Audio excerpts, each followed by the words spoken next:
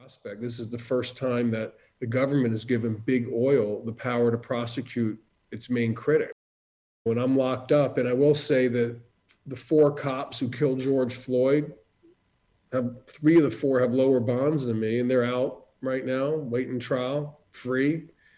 Many of the so-called insurrectionists, the white supremacists who stormed the Capitol, rioted, committed acts of violence, are out. I won a huge pollution judgment against Chevron on behalf of indigenous peoples, and I'm locked up.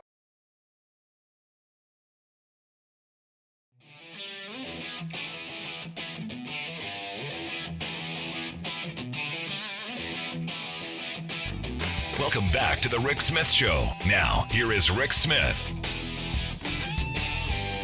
So we're living one of those moments where virtual unlimited corporate power meets crony capitalism. Some call it fascism, some call it good business. We're seeing what happens when outweighed corporate power and a government system that, well, bought and paid for it. As I've said a number of times, we do have the best democracy money can buy.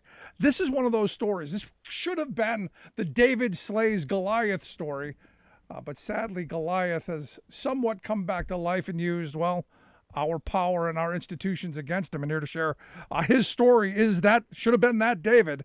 I've asked Steven Donziger to come talk with us. Steven's an environmental lawyer. You may remember back in the mid-2000s, there was all that stuff around the Amazon, and Chevron and Texaco being sued. There was all those lawsuits.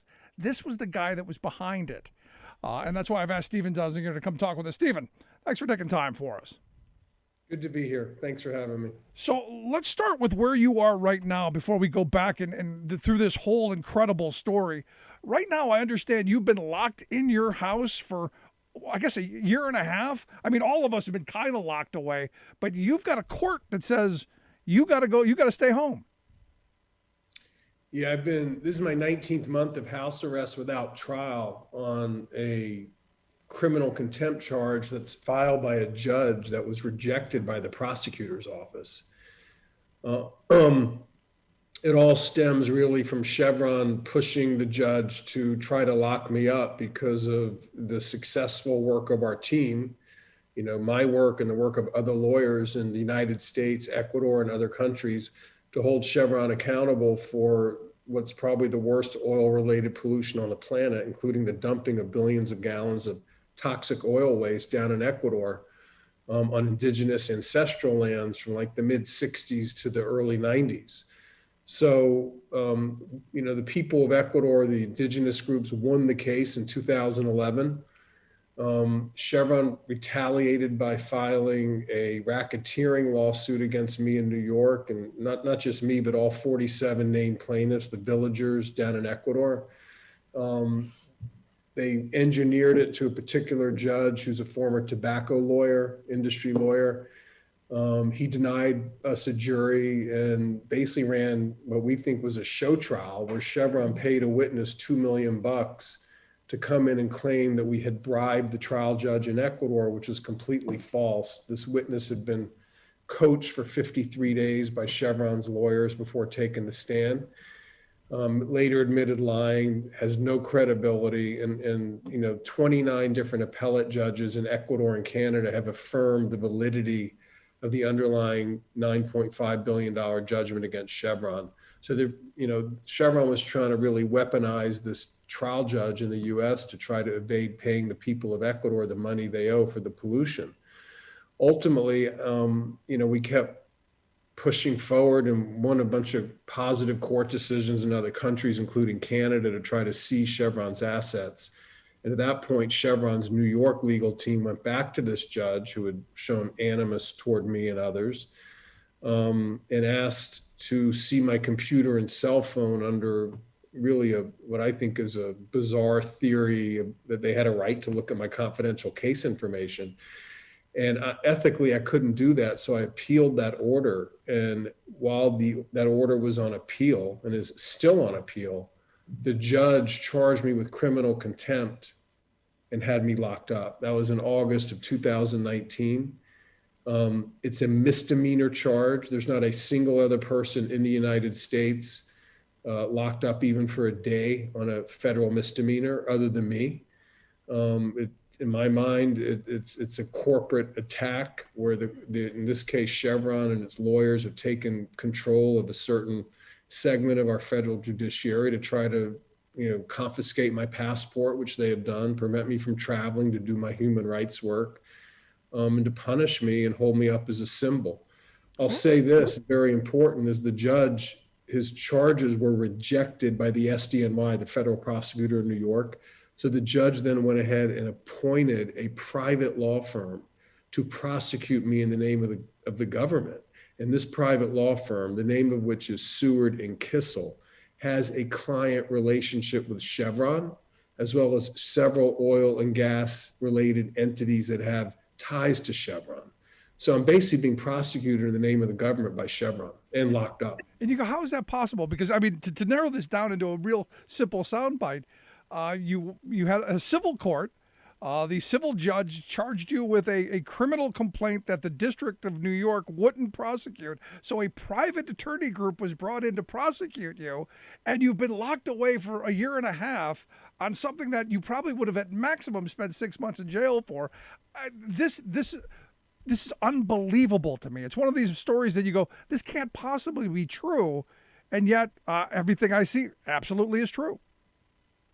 Yeah, it's unprecedented and it's scary because, no matter what you think of the United States of America, we at least aspire to live by the rule of law.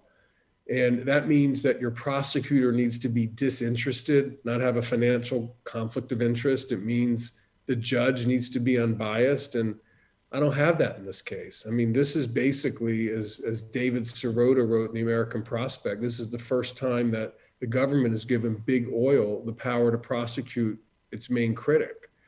So, this is bigger than me. I mean, I'm suffering. I live here with my son and my wife, my 14-year-old son.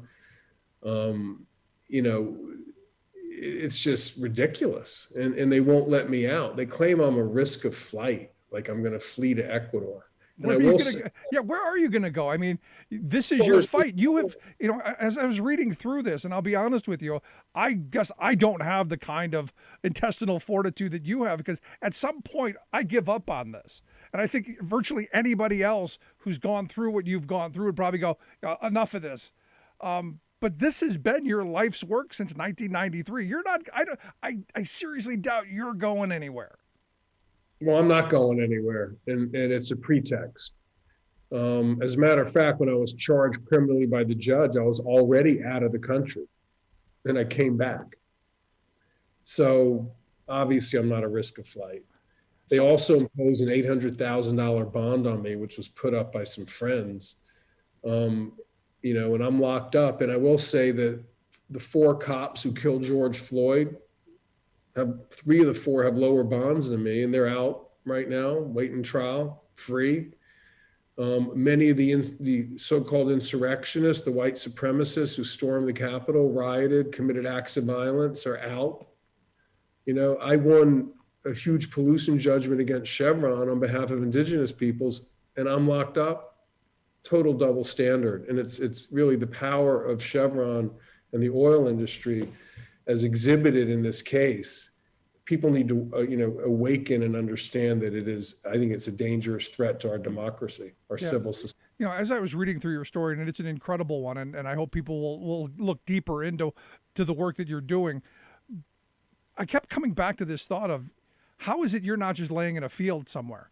How is it they didn't just have you killed? Because we hear those stories everywhere. It seems that would have been much simpler than you destroying our entire judicial system to just prosecute and persecute just one person. I don't know what to say about that. I mean, you see what goes on in this industry when you really do work that, threatens the interests of it at a core level, which I think this case does. Not just because of the monetary judgment, but just because of the idea of this case. The idea that, communities in other countries who are also victims of pollution would, figure out how to connect with talented lawyers in the United States and Canada and, get money. This requires an economic model to raise the money to compete with Chevron, which spends billions of dollars on legal fees. So, they don't like the idea, the concept, the paradigm of people around the world uniting, from the Amazon to courtrooms around the world to hedge funds who help, or donors, wealthy donors who help finance this kind of human rights work. They want to destroy the model of the case. They want to kill it off. And that's what they're trying to do here. I mean, I don't think at this point, I don't think they're going to be killing anyone. And I take what you're saying because, there's a lot of human rights activists around the world and lawyers who have been murdered by, for doing environmental defender work in other countries. No, the reason I bring that up, Stephen, is I've interviewed people from Colombia who are labor activists. And the stories they tell of being pulled off of buses and shot in the head, having seen people that happen, having seen labor leaders thrown out of airplanes. This is not, we're talking about Ecuador and, maybe not here, but we're talking in places that you've been that you could be pretty vulnerable. So I got to be honest, it's got to be something you've thought about. Well, I am vulnerable. I mean, I'm 19 months without trial, locked up in my house, and I did nothing wrong, in my view, other than to litigate successfully against Chevron. So, but here's the thing, Stephen, there's a massive groundswell of support right now. I see, aspiring attorneys and all these human rights groups and all these activist groups who are coming to your defense and to your aid to try and get this overturned, and all the attention that's coming with it. I mean, this is growing, and the message is still getting out, and that's got to be on some level really inspiring to you to keep this fight going. Well, it does. I mean, it's solidarity, and I never, of course, you always understand solidarity, but until you really need it, you don't really understand it like I do now. I mean, I've had 55 Nobel laureates have issued a statement demanding my release. 13 major human rights groups led by Amnesty International just wrote a letter to the U.S. Department of Justice demanding that they take the case back from the private law firm and dismiss it. Hundreds, thousands of lawyers around the world have signed on to my defense committee. So, I just spoke this week at Stanford Law School, and a bunch of students wrote a letter to the law firm that's prosecuting me, saying they're going to, they organize a national boycott from 52 law schools for students who are refusing to work at this law firm in protest of their unethical prosecution of me. So there's a ton of stuff happening. Judges have lifetime appointments, and one of them is a member of the Federalist Society, which is receives significant amounts of money from Chevron and oil and gas interests, and they just don't seem to want to move on it. I mean, they're just trying to steamroll me, but we have a lot of leverage too, and we're going to keep pushing. Now, here's the thing, and I look at the work that you and your team has done, and it's my view that what you've done is what governments should be doing. Our government should be holding Chevron accountable in our name. We shouldn't have to have Steven Donziger, put his life into this and then be a political prisoner in his own home. We shouldn't have to do this. We should, through our government, a government of, for, and by we the people, we should be doing this stuff for ourselves. I think that's right. I mean, I think the role of plaintiffs' lawyers generally in our society is outsized because the government is not regulating our society in the way that it should. So there's a balance between capital and workers, and, there's a basic social safety net. So, when a corporation can pretty much, pick its own judge and, have its law firm prosecute its main critic in the name of the government, that's just really unbelievable. No, it's something that we expected in a third world country like Ecuador. And as I understand, when you guys started this suit, you wanted, it began here in the U.S. and Texaco wanted to take it to Ecuador, where they then lost. I mean, this is the weird twist of this story for me. They got what they wanted. They were on their home turf, and they still lost because it was that bad. Yeah, that's true. I mean, they insisted the case be heard in Ecuador. The Ecuadorian communities wanted it heard before a jury in the United States. Chevron was petrified of a jury, so they accepted jurisdiction in Ecuador just to get it away from a U.S. jury. And once we got to Ecuador, they claimed that they weren't going to accept jurisdiction. So they denied the people a jury in the underlying case. In the RICO case against me, the judge denied me a jury, and now they're trying to deny me a jury again in the criminal contempt case. So, the people going after this case and after me do not like juries for obvious reasons, because once anyone hears the facts, they almost always side with us. You're listening, So, you're listening to the Rick Smith Show. We're here with Steven Donziger, environmental lawyer, U.S. political prisoner over his suing of Chevron and ultimately winning. Here's the thing that gets me. I saw you were featured in the documentary Crude. And, as I'm watching through this documentary, you see these horrible conditions and you see these people who are just, they're just overwhelmed. I mean, babies with all kind of these bizarre rashes, people with all of these cancers. I don't know how you can look at that and go, there's not a problem that this corporation caused. And ultimately, I'll say as well, the Ecuadorian government has a lot to do with this as well, in my view. I agree with that completely. Look, the primary culpability lies with Chevron and Texaco. Ecuador's government made money off of the operation, never regulated it properly. There was really only one operator in Ecuador, and that was Chevron. The government was a passive investor, and Chevron was the operator because they had the expertise to do it properly without systematically dumping billions of gallons of toxic waste into the environment. There's a lot of responsibility for this, but the primary responsibility is with Texaco and Chevron in our view, and also the court's view. Now, you were on the ground there an awful lot. I guess one of the questions I had, did you learn to speak the language because of this case or before this case? Because, as I watched you in this documentary, you spoke the language fluently.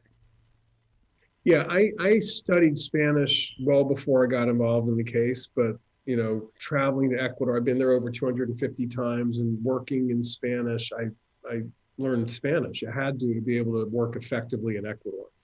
But interestingly, a lot of the client base speak native indigenous languages. They don't even speak Spanish. So one of the challenges when you're an advocate and a lawyer on a case like this is to connect up people from different cultures and different backgrounds. The gulf can be really wide, so it requires a huge amount of organizing and sort of social skill and emotional intelligence to be able to sort of pull together communities in the rainforest and have them work effectively with, Western educated lawyers from the North. And, I think that's frankly one of the things that terrifies Chevron is that we were able to pull not just me, but lots of people worked on this, were able to pull this team together. Couldn't have done the case if I didn't speak Spanish. But here again, I go back to this documentary where some of the images were heartbreaking. I mean, especially these children who, they don't have any opportunity because of the environment in which they live in. And then to hear the executive from Chevron say, oh, well, it's because they don't have sanitation. And to throw it off in some flip manner. I mean, I can't imagine what your eyes have seen. I was heartbroken just seeing what I saw in that documentary. Well, my last trip down there, I toured the affected area, and, almost everyone, there's almost nobody who doesn't have some family member who's died of cancer. You have babies, dying of leukemia, like 6-month-old babies. You don't see leukemia in babies. Okay. Leukemia is a disease that manifests in adulthood, often with people who smoke. So as a baby get leukemia, I mean, the fact is these people are being exposed, hundreds of times a day to cancer-causing oil waste in their food, in their water, in the air. And babies are particularly vulnerable because their immune system isn't developed yet, but everybody's vulnerable. And if you keep getting exposed over time, it's likely you're going to get cancer and potentially die. And also there's a real lack of medical care. I mean, there's people who get cancer, say a tumor, and because they can't get to a doctor, the tumor will just grow. I mean, to literally enormous proportions, like a basketball size out of the rib cage of a person, stuff you would never see in the United States or most countries, because people, even if they're suffering, they get treated for these diseases. It's hard to know the precise number, but we estimate thousands of people have died because of this. It's one of the world's, worst humanitarian crises. And because it's happening slowly and incrementally, people aren't like waking up to it. I will say this, when BP had that accident in the Gulf of Mexico in 2010, they immediately put up a $20 billion fund. And ultimately they paid $65 billion in compensation and fines. This judgment we won is 9.5 billion, and it's for a far worse oil spill, one done deliberately. The BP spill was an accident. Texaco and Chevron did this deliberately to save money, and they refused to pay even a penny, and they lost the case. And I think we have to recognize there's a certain colonialism and a certain maybe structural racism in how the courts up here think about Ecuador. Ecuador's Supreme Court and Constitutional Court both unanimously affirmed the judgment, as did Canada's Supreme Court for purposes of enforcement. And the only thing against that is one US trial judge who ruled without a jury based on this, in my opinion, false testimony by a paid Chevron witness. So how does one guy he never looked at the evidence in the Ecuador case, come up with a decision that a lot of the media in the United States pays more attention to than the collective wisdom of 29 appellate judges in Ecuador and Canada who have validated the judgment? I mean, it's extraordinary if you think about it. No, it absolutely is extraordinary. But sadly, we're insulated here in the U.S. from the tragedy that you witnessed. That doesn't happen here, and I think your example is a good one. That they spent, an enormous sum of money to clean up what was an accident, but what was decades long of deliberate destruction, nothing. But it's not like it's costless for Chevron. They've used 60 law firms and 2,000 lawyers. Yeah, but is it still cheaper to pay the lawyers to go after and attack you? Because here's the thing, and this is where, if they lose in Ecuador, don't they then have to pay everywhere else? I mean, aren't you then setting the precedent for everywhere else where they've destroyed things? I think they've calculated that to be the risk to them. Yeah, I don't think there's that risk. I think that there's a real rational argument for them to pay the judgment or settle the case, but it's almost like they're on a crusade. They are attacking the very people they poisoned with spending, hundreds of millions of dollars in legal fees on dozens and dozens of law firms, on hundreds of lawyers. If you took all that money that they're paying for all these lawyers, experts, consultants, scientists, and actually put it in a fund to clean up, you'd really be able to do a lot of good for a lot of people, and you would probably save yourself from reputational harm that they're currently experiencing. But it seems to them like this is like war.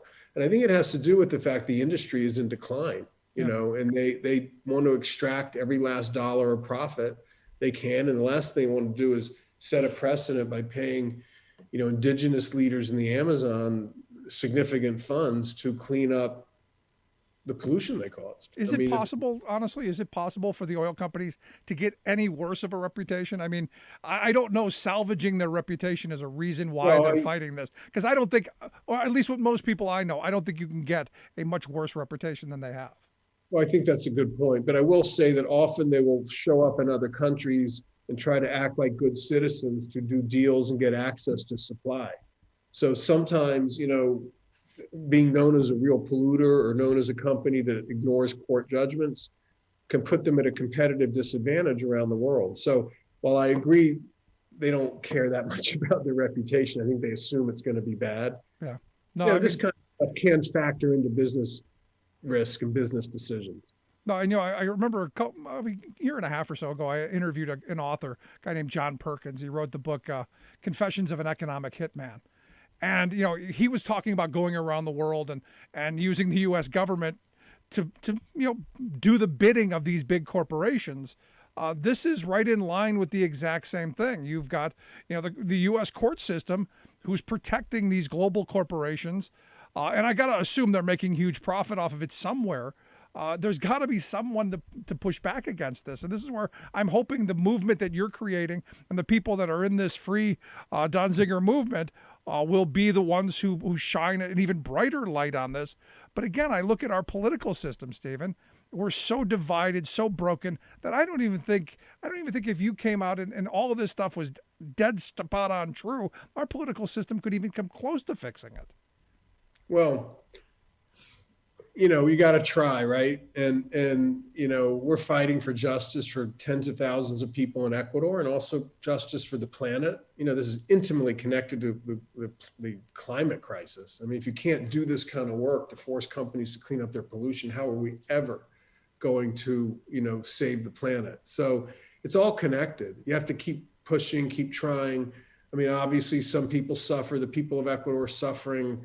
I'm suffering, my family's suffering. It's hard to watch, but it's happening because we won the case. The Ecuadorian communities won the case. We have to remember that. We cannot let them define what happened here. Okay, the people went to court as they were supposed to, and that Chevron accepted jurisdiction. They presented evidence, 64,000 chemical sampling results of Chevron's pollution of their lands. And a court appropriately applied, looked at the facts and applied the law and found Chevron liable. They won the case. And they can't handle that. And that case has been validated by the Supreme Court of Ecuador and the Supreme Court of Canada. So why did they come back to a trial judge in New York to attack me? Because they don't want to pay that judgment, and they're trying to use it as cover to distract people from what really happened, which is their own guilt, their own culpability for, poisoning the Amazon and really hurting and killing a lot of people. So, we won, our side won. We will keep fighting. Yes, the U.S. government has some structural problems in terms of its favoritism toward corporate power. I mean, we all know that. It's been a slow, multi-year process of entities like the Koch brothers and others who have really laid out a ton of money to make that happen. And the Supreme Court. In the Supreme Court, and it doesn't mean every judge in the federal system is like that. They're not. There are some good judges. There's two judges who got onto this case who I believe are not, complying with their duty to be fair and neutral. That's a really nice way to say it. I mean, it's actually much worse than that. So we have to keep trying. And it's the only thing we can do, but people need to wake up to this. And by the way, can I just say something? If people want to help, how they can help? Absolutely.